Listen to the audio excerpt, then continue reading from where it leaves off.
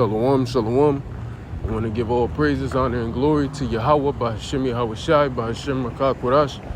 Double honors to the apostles and the elders of Great Millstone who have taught us the truth and the spirit and power of Yahweh, Bahashem Yahweh Shai. I'm Shaquat, and I'm back here with another lesson, Lord willing, and edifying to the hopeful elect. Yahweh, Bahashem Yahweh Shai, Barakatham. To you, sincere Akyom, Wa'akwath, and a sincere shalom to you brothers out here pushing this truth out there in the highways and the byways and through the YouTube lessons, man. Shalom to you all. Salaki. So I'm back with another quick hit. Let's get into it. Let's go into this news. In the news.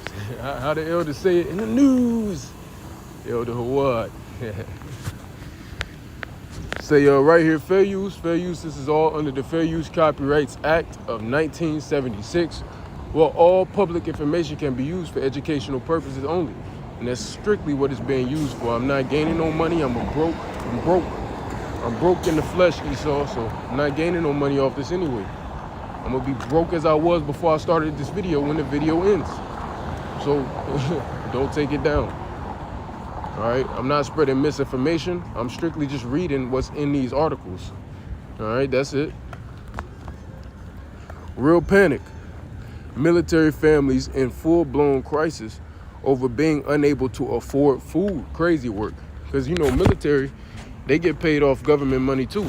Now, they're paid in and stop coming in instantly, but it did stop coming in during this shutdown. Right, so they're suffering too. I know a few people, individuals in the ROTC program, they're not getting the money that they're supposed to get either. Because of this government shutdown, right? As the government shutdown drags into its 37th day, which now it's like the 38th day, right? Many military families are struggling. All right, it says with hunger and food insecurity. One nonprofit organization is scrambling to make sure military spouses and their children can still have enough to eat while their spouses are deployed. All right. On Thursday, CNN host Brianna Keilar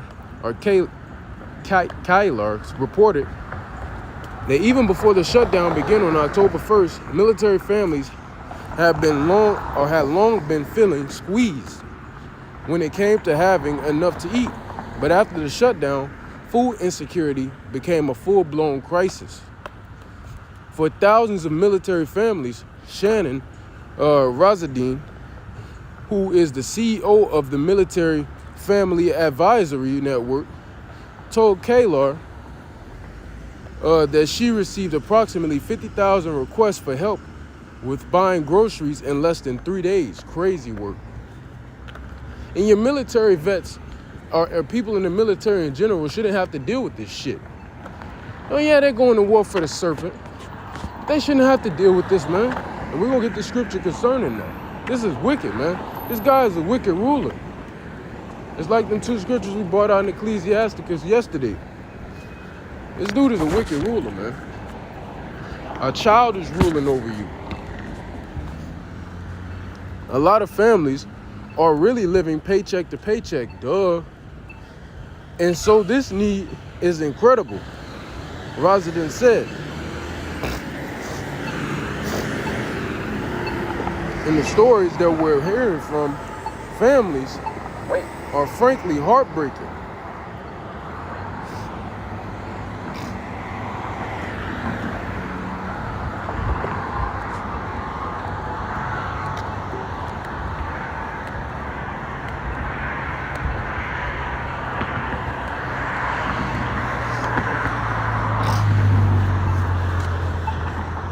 Lucky. So there you have it, man.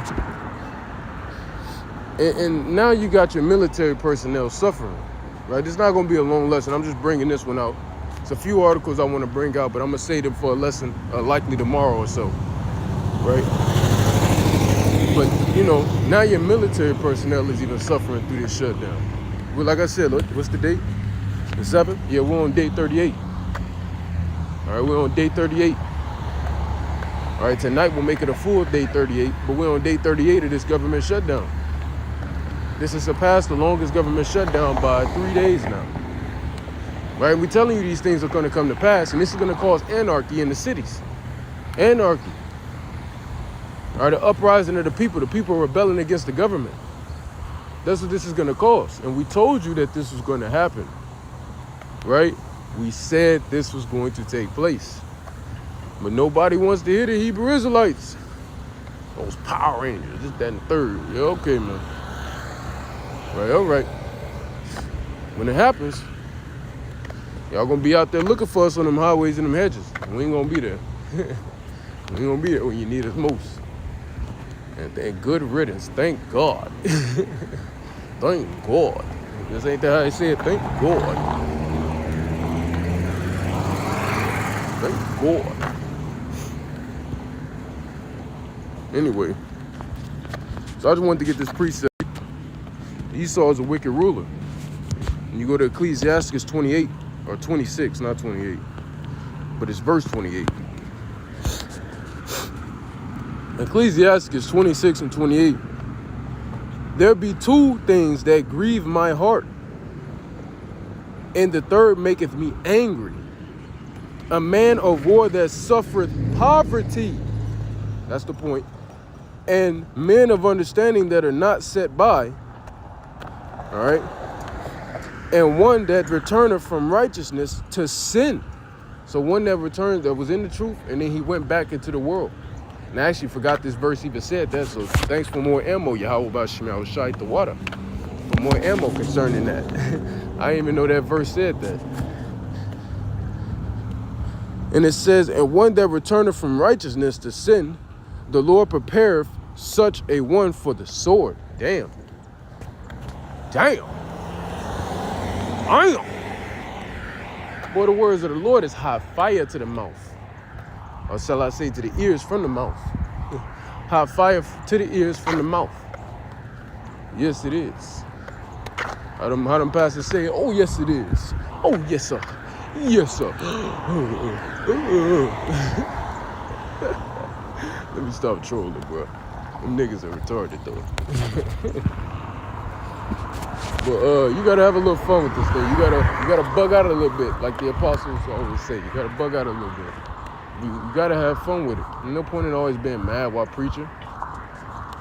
People are just playing their lot out. There's no point in being mad all the time. You know, we know the scriptures say, oppression maketh the wise man mad, right?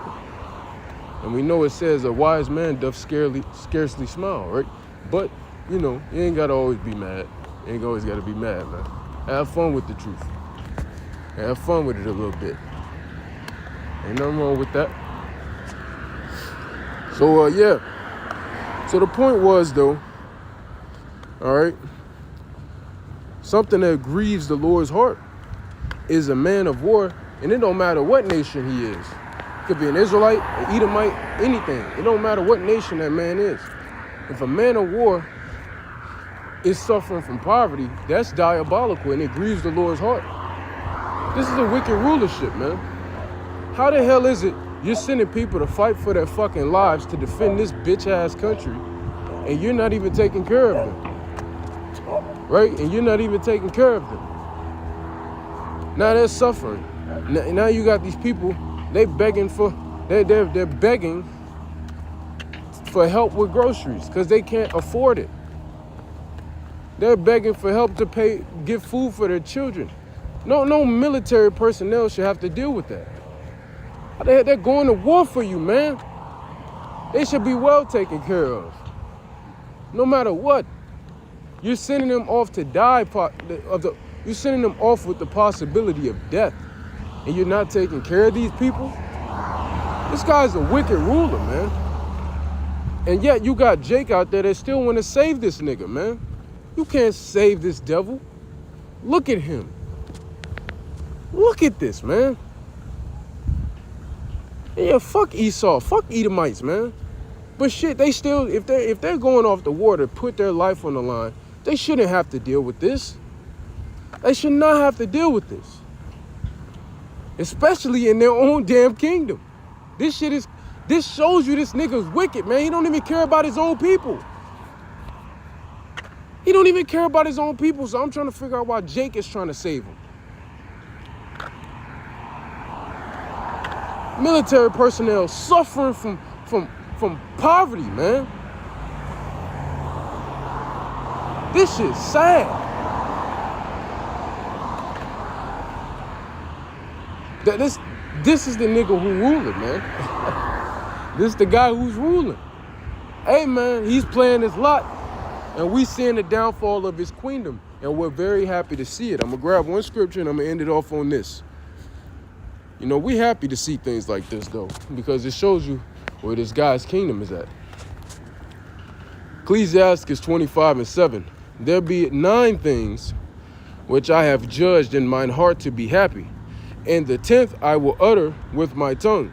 A man that hath joy of his children, and he that liveth to see the fall of his enemy. Ooh-wee. And that's what we live in to see, Lord willing we do. And the brothers who fell asleep, all right, went back into the realm, they watching too. So they seeing the downfall of our enemy as well, right? They're also seeing the downfall of our enemy, you know? So, hey, we here to see it, right? We're here to see that. And we're thankful to Yahweh Shemi Shadi. He's blessed us with this opportunity to see this man's downfall after all he's done to our people and after how he grieved the Lord, right?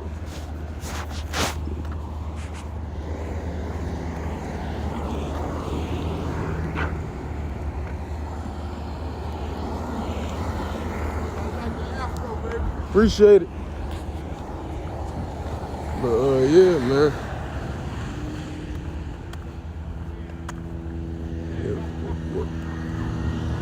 But yeah, man.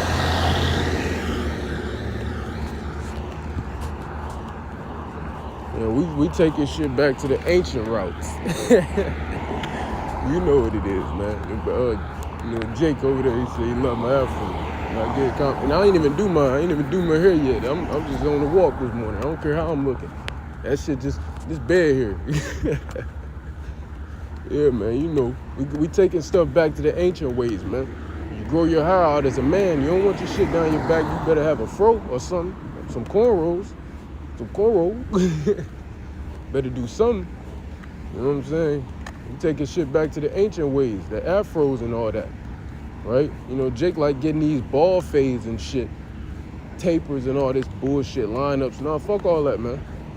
If you're gonna let it grow, put a fro on your head or cut that motherfucker short. You know, it's that simple. You're going back to the ancient paths, man. You know, Lord willing, we of that number of the first seed, the ancient men. Lord willing, right? So anyway, we're seeing the downfall of this devil, and we're thankful to Yahweh Shemi Awashai to see it. So I'm in this lesson off there, Lord willing, it was edifying. Call Halayim La, Abanawa, Yahweh, Bahashim, Yahawashai, Bahashim, Akakwarash. Double honors to the apostles and the elders of Great Millstone who have taught us the truth and the spirit and power of Yahweh Shemi Awashai. Salaki at the Yale car driver by loud. And until next time, Abba Babo, Kwam Yasharallah, Gadol, Abadyam, Lababo, Hakadol, Yahweh Mahar, Wa Ahabatham.